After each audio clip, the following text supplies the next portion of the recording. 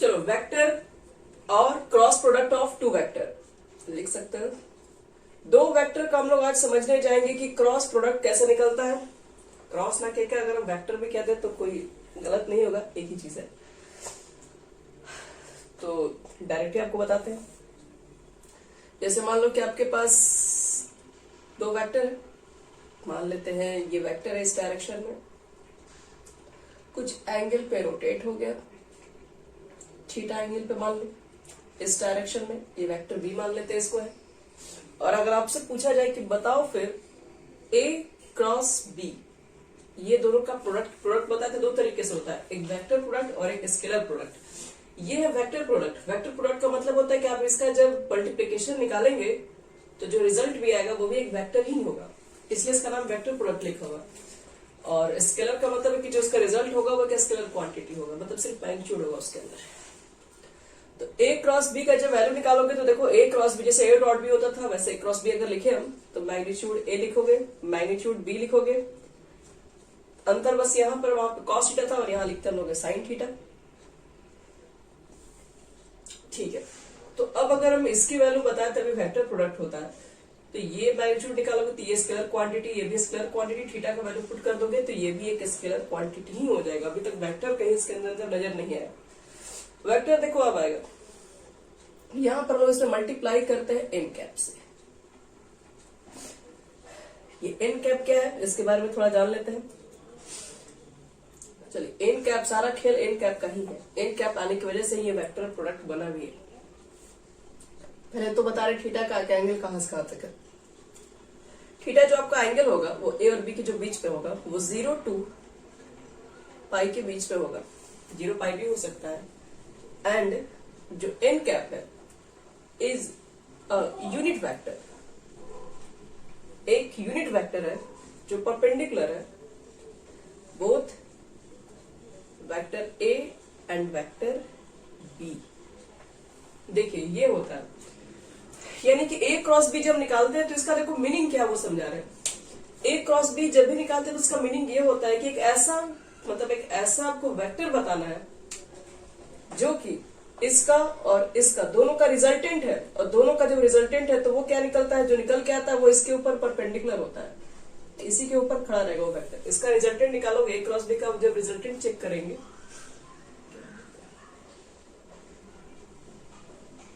एक मिनट ये थोड़ा कनेक्ट कर।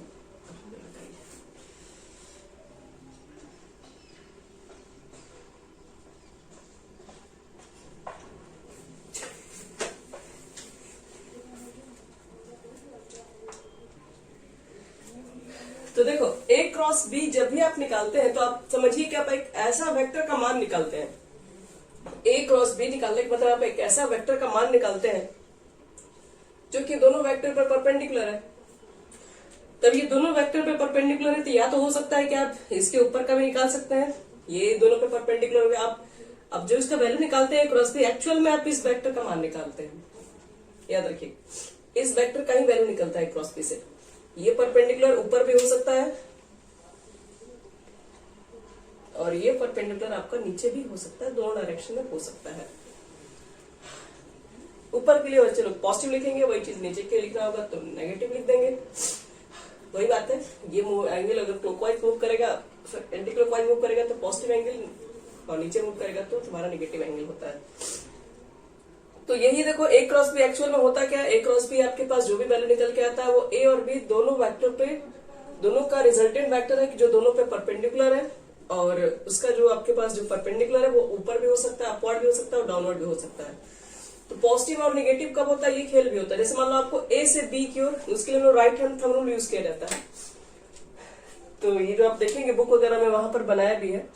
राइट हैंडेड थंब रूल का क्या मतलब है तुम्हारे पास, तो ये देखो ये राइट हैंड आपका है और राइट हैंड जैसे है तो क्या करो कि वेक्टर ए पर अपना ये पाम रखिए, ये जो हथेली है, और इसको क्या करो मोड़ो, और ये जो अंगूठा आपको जिस डायरेक्शन में दिखाई पड़ेगा, जैसे मान लो कि अगर हम ए से बी की ओर मोड़ेंगे तो ये जो मेरा अंगूठा है ऊपर की डायरेक्शन की ओर आ रहा है, इसका मतलब परपेंडिकुलर जो आपके ऊपर की डायरेक्शन की वजह से इसको पॉजिटिव लेंगे हम लोग। अब यही मान लो कि बी से अगर ए क्या आना होगा तो बी से ए आने के लिए तो ये आपका पाम यहाँ पर होगा, ये तुम्हारा अंदर चला जाएगा। अब इसको मोड़ोगे बी टू ए तो ये डाउनवर्ड डायरेक्शन में चला जाता है। तो वही चीज है कि आपके पास पॉजिटिव कब है, नेगेटिव कब है, डिपेंड करता है कि आपका जो अगर ऊपर थंब होगा तो इसका मतलब पॉजिटिव डायरेक्शन में, अगर नीचे हो जाएगा तो वो नेगेटिव में हो जाता है। बस तो ए क्रॉस बी के लिए आपको बस सीधी सी इतनी फॉर्मूला याद रखना है। इन जो होता है बच्चे लोग नॉर्मल वेक्टर होता है, उसका इन वेक्टर निकाल के हम लोग यहाँ पर पुट करते हैं। अब कुछ कुछ इसमें भी ऑब्जर्वेशन है, जैसे कि हम लोग ए डॉट बी में पढ़े थे, यहाँ पर ए क्रॉस बी के अंदर भी होता है। तो फर्स्ट ऑब्जर्वेशन, इंपॉर्टेंट टॉपिक्स, ए क्रॉस बी जब भी निकलेगा वो हमेशा एक वेक्टर क्वांटिटी ही रिप्रेजेंट करेगा। दूसरी बात, कभी भी ए क्रॉस बी निकालते वक्त अगर आपका वैल्यू 0 हो जाए, ए क्रॉस बी का वैल्यू 0, तुम खुद से सोचो ए क्रॉस बी वैल्यू 0, तो ये 0 मतलब साइन थीटा 0, और साइन 0 अगर होगा तो साइन 0 यानी 0 डिग्री, यानी 0 डिग्री मतलब थीटा है 0 डिग्री। अगर थीटा है 0 डिग्री तो ये एंगल तो 0 कब होगा, जब दोनों एक ही पर लाइन होगा, तभी तो दोनों के बीच का एंगल 0 होगा। तो इसका मतलब है दोनों लाइन आपस में पैरेलल ही होगा, ए भी उसी पर है, बी पर भी उसी पर है, तो बोल देंगे ए पैरेलल बी।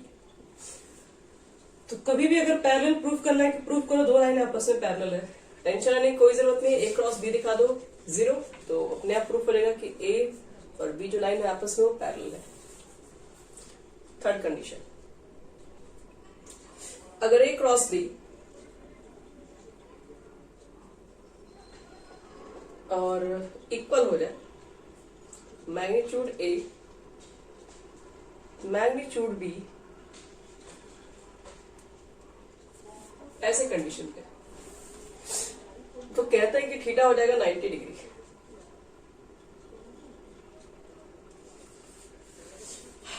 एक क्रॉस बी बच्चे लोग निकालना थोड़ा मुश्किल होता है, ठीक है। इसलिए हम लोग ना 90 डिग्री वाला केस हम तो आपको सजेस्ट करेंगे कि इससे मत दिखाइए। अब जब भी 90 डिग्री वाला कंडीशन होगा तो आप दिखा दो डॉट प्रोडक्ट वाले से। क्रॉस के लिए आप क्रॉस लेके आएंगे, फिर दोनों का मैग्नीट्यूड निकालेंगे, टाइम बर्बाद कीजिएगा। 4 नंबर में आपके पास है, अगर यहां पर आई क्रॉस आई कितना होगा, जे क्रॉस जे कितना होगा और के क्रॉस के कितना होगा। वहां पर आई डॉट आई होता था 1, जे क्रॉस जे होता था 1, सॉरी जे डॉट जे होता था 1, या आई क्रॉस आई। क्रॉस का मतलब क्या बता है, क्रॉस का मतलब बता, जैसे ए क्रॉस बी का मतलब क्या, आप ये वाली जगह पर ए है यहाँ बी है, तो यहाँ पर आई रख दोगे, यहाँ पर आई रख दोगे, आई यहाँ रखोगे। आई एक यूनिट वेक्टर होता है, मैग्नीट्यूड 1 होता है, तो ये 1 हो जाएगा, यहाँ पर भी आई रखना, ये भी 1 हो जाएगा। और आई के बीच में कितना एंगल है, तो आई और आई तो आप एक ही डायरेक्शन में ले रहे हैं सब, दोनों के बीच का एंगल तो 0 हो गया, तो 0 हो गया, तो यहाँ पे साइन थीटा आ गया 0। अब 0 आ गया तो ये पूरा 0 हो गया, मतलब आई क्रॉस आई, जे क्रॉस जे, के क्रॉस के का वैल्यू होने वाला है 0। ये हो गया आपका पूरी तरीके से 0। चलिए नेक्स्ट, आई क्रॉस जे कितना होगा, हमें ये मालूम करना है।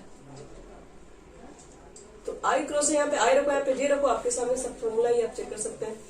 आई रखोगे जे रखोगे, आई रखोगे यूनिट वेक्टर 1 हो जाएगा, जे का यूनिट वेक्टर 1 हो जाएगा, और आई और जे आई एक्स एक्सिस से लिया गया, जे वाई एक्सिस से लिया गया, दोनों के बीच का एंगल होगा 90 डिग्री, तो ये भी तुम्हारे पास हो जाएगा 1।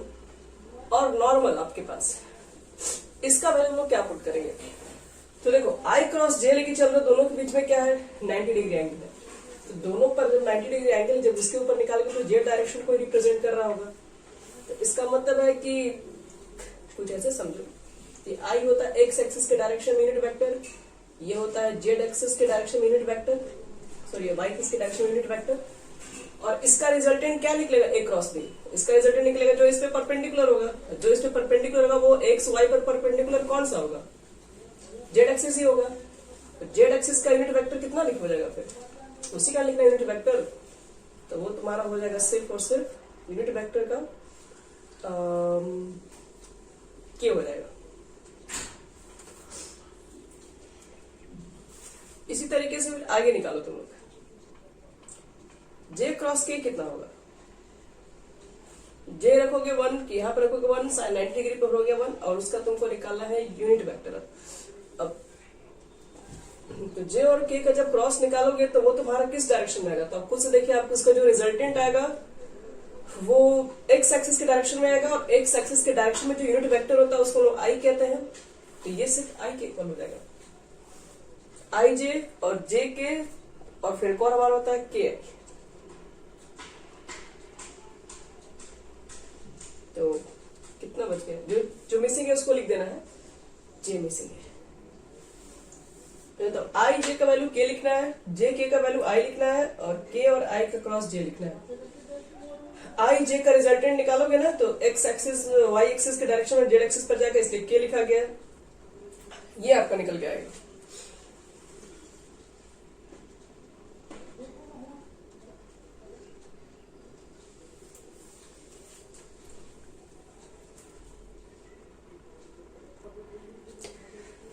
चलो तो हम लोग कहोगे इसमें आई जे तो के हो गया, अब वही अगर मुझे जे क्रॉस आई निकालना है तो क्या लिखेंगे उसके बारे में?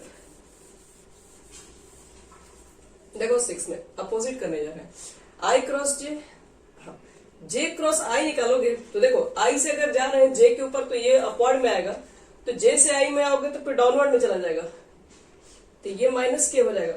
ध्यान रखना कि कहीं भी क्रॉस लिखा रहेगा तो A cross B cross A equal नहीं हो जाएगा। और जे क्रॉस के तो मेरा आई है, लेकिन वही अगर हम लोग के क्रॉस जे निकाल दें तो ये हो जाता है माइनस आई के इक्वल। के क्रॉस आई है आपके पास जे के इक्वल, तो क्या लिख रहे हैं, तो आई क्रॉस के जो होगा वो माइनस जे के इक्वल हो जाएगा। चलो ये हो गया हमारा फॉर्मूला इसके लिए। अब मुझे दोनों के बीच का एंगल निकालना है, कितना होगा। मान लो एंगल निकालने के दो वेक्टर के बीच में अगर एंगल निकालना है तो हम कॉस से निकालेंगे थीटा क्यूब, क्योंकि वो डॉट प्रोडक्ट काफी इजी है, तुरंत कैलकुलेट करके निकल जाएगा। क्रॉस के लिए आपको डिटरमिनेंट निकालना पड़ता है, तो जब भी एंगल निकालना होगा तो अब साइन पढ़ रहे हैं तो यही निकाल लीजिएगा। साइन थीटा क्या लिखोगे, दोनों का मैग्नीट्यूड, और बटे में क्या लिखना पड़ेगा, मैग्नीट्यूड ए मैग्नीट्यूड बी।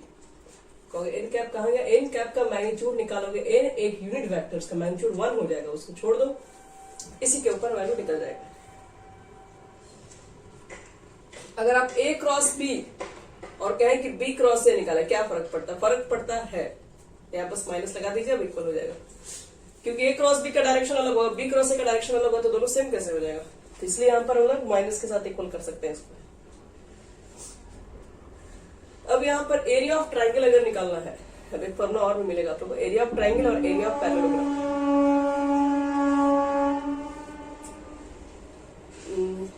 इसको डायरेक्शन बी दे दो, यहाँ पर डायरेक्शन ए दे दो, यहाँ पर लिखो थीटा, और आपको एरिया ऑफ ट्राइंगल अगर एबीसी निकालना है, नाम दे दें क्या, सी ए बी। क्या लिखोगे, 1/2, बेस तुम्हारा ए बी है और हाइट कितना दिख रहा है, ए सी। और इसी को अगर हम लोग चाहेंगे, इसी को ए बी का जो वैल्यू है वो एरिया निकालना है, तो एरिया आपका कोई वेक्टर क्वांटिटी नहीं, कोई भी ना कोई निकलेगा, स्केलर क्वांटिटी के फॉर्म में निकलेगा। तो ये तुम्हारा क्या है, ए बी का वैल्यू निकालोगे तो ए बी वैल्यू बी का मैग्नीट्यूड हो जाएगा तुम्हारे पास, और इसका निकालना ए सी का वैल्यू, सॉरी ए सी नहीं, परपेंडिकुलर ना, सी डी, यानी कि ए सी मत लिखो, सी डी लिख दो, इसका वैल्यू चाहिए। तो इसका वैल्यू कैसे निकालोगे, सी डी का, तो इस ट्राइंगल में एंट्री कर जाओ। फिर इस ट्राइंगल में अगर तुमको सी डी वगैरह चाहिए तो सी डी के लिए कितना लिख सकते हैं, तो साइन टाइम निकाल रहे हैं, sine theta is equal to क्या होगा, p/h, p हो गया सी डी और h हो गया हमारे पास वेक्टर है। और अब जब साइन थीटा निकालने जाएंगे तो वो वैल्यू कुछ ना कुछ स्केलर क्वांटिटी में होगा, तो इसका आपको मैग्नीट्यूड निकालना पड़ेगा सी डी का वैल्यू, और एक आपको निकालना पड़ेगा, ये भी वेक्टर का मैग्नीट्यूड चाहिए होगा, मतलब सी डी का हमको लेंथ चाहिए, सी डी कितना हो जाएगा, तो ये तो स्केलर क्वांटिटी कोई टेंशन नहीं है, और ए से मल्टीप्लाई कर दोगे मैग्नीट्यूड ए साइन थीटा, कुछ इस तरीके से निकल के आएगा। सी डी का मान मैग्नीट्यूड ए साइन थीटा आएगा, ए बी का मान निकालोगे तो वेक्टर बी निकल के आएगा, और सबके वैल्यू को पुट कर दो यहाँ पे। ए बी का लेंथ क्या है, वेक्टर बी का मैग्नीट्यूड के इक्वल आएगा। सी डी का लेंथ कितना है, सी डी का लेंथ आपको दिखा दिया, vector A into sine theta के इक्वल होगा। अब इसी को मिला जुला के हम लोग क्या बोलते हैं, ए क्रॉस बी बोलते हैं, magnitude B magnitude A into sine theta. तो अब हम लोग जो यहाँ पर निकालेंगे वो क्या निकल जाएगा, magnitude A cross B. Magnitude में लिखे हैं इसलिए हमको यूनिट वेक्टर दिखाने की कोई जरूरत नहीं है, वो तो 1 ही हो जाएगा, क्योंकि उसका भी हमको क्या निकालना पड़ेगा, मैग्नीट्यूड, जो कितना हो जाएगा 1 हो जाएगा। तो इसलिए याद रखना, कभी भी अगर आपको एरिया ऑफ ट्राइंगल निकालने के लिए क्वेश्चन में दे दो तो एरिया ऑफ ट्राइंगल करना कुछ नहीं होगा, ए क्रॉस बी निकाल दो उसमें और उसका मैग्नीट्यूड निकाल दो, 2 से डिवाइड कर दो बस। और एरिया ऑफ अगर पैरेललोग्राम दिया जाए निकालने के लिए तो पैरेललोग्राम में तो आपको पता ही है, इसमें 2 डिवाइड करोगे, 2 ट्राइंगल बनता है, दोनों इक्वल एरिया होता है, तो एक ही को निकाल के हम 2 से मल्टीप्लाई कर देंगे। जब इसी एरिया ऑफ ट्राइंगल का ये फॉर्मूला 2 से मल्टीप्लाई कर देंगे तो एरिया ऑफ पैरेललोग्राम होगा। यानी सिर्फ ए क्रॉस बी का मैग्नीट्यूड निकालना है बस, एरिया ऑफ पैरेललोग्राम है और कुछ नहीं करना होता है। और इसके अंदर देखो कौन कौन सी प्रॉपर्टी फॉलो होती है। जैसे इसके अंदर हम अप्लाई कर सकते हैं, डिस्ट्रीब्यूटिव प्रॉपर्टी अप्लाई हो सकती है। यहाँ कॉम्यूटेटिव प्रॉपर्टी नहीं चल सकता है क्योंकि A cross B not is equal to B cross है। डिस्ट्रीब्यूटिव प्रॉपर्टी अप्लाई हो सकता है, क्या होता है वो, A cross B plus C अगर रहेगा तो इसको हम लिख सकते हैं A cross B plus A cross C, इसको इतना लिखा जा सकता है, नो प्रॉब्लम। और अगर कोई स्केलर क्वांटिटी से अगर मल्टीप्लाई करोगे ए क्रॉस बी वाले में तो हम इसको ऐसे ही लिख सकते हैं, तो इसको ऐसे भी करके लिखा जा सकता है, या क्वांटिटी इधर भी मल्टीप्लाई हो सकती है, नो प्रॉब्लम। तो ये प्रॉपर्टी हम यूज कर सकते हैं कहीं भी। सब कुछ हो गया, अब बस यही सीखना है कि ए क्रॉस बी निकलेगा तो निकलेगा कैसे। ए क्रॉस बी निकालना सीख जाओगे तो बाकी चैप्टर में कुछ नहीं है, सारा फॉर्मूला में एक जगह लिख दिए, सब बन जाएगा। आओ चेक करते हैं इसके अंदर है ए क्रॉस बी, देख पाओगे क्या? एक क्वेश्चन है बस, देख लो तुरंत हो जाएगा, 1 मिनट हो जाएगा, 1 मिनट में। देखो a इज इक्वल टू हमारे पास है 2y प्लस j और प्लस 3k, और vector b is equal to है 3i plus 5j minus 2k। और a क्रॉस b देखिए कैसे निकलता है, a cross b is equal to determinant लिख दो यहाँ पे, या i लिख दो, j लिख दो, k लिख दो। पहले i का कोफिशिएंट 2, i का कोफिशिएंट 3, j का कोफिशिएंट कुछ नहीं है 1, j का कोफिशिएंट 5, k का कोफिशिएंट 3 माइनस 2। डिटरमिनेंट निकालना तो आपको आता ही है, बस आपको डिटरमिनेंट निकाल देना है। अब जो आएगा यही आंसर है। डिटरमिनेंट कैसे निकलता है, इसको बंद करो, -2 -15, इसको बंद करो, -4 -9, ये और ये बंद हो गया तो 10 -3 कितना हो गया, -17 हो गया, -17 आई, -9 -13 हो गया, +13 हो जाएगा माइनस मल्टीप्लाई करने पे, बस हो गया बच्चे लोग। ऐसे निकलता है आपके पास ए क्रॉस बी। देखो ए क्रॉस बी का वैल्यू जो आया वो वेक्टर में ही आया हुआ है, और ये जो वेक्टर होगा वो परपेंडिकुलर होगा दोनों पर। तो ये हो गया हमारा कंप्लीट क्रॉस